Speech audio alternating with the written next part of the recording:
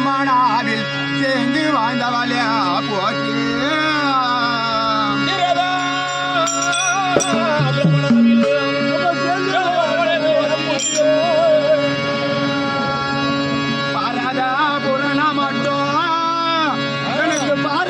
புரண மட்டும் படிக்க வைத்த என் தாய் தந்தையே போற்றி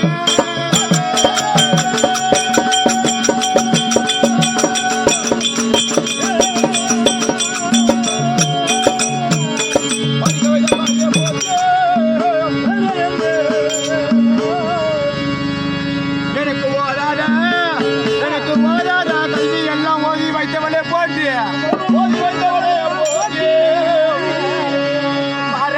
புரண மட்டும்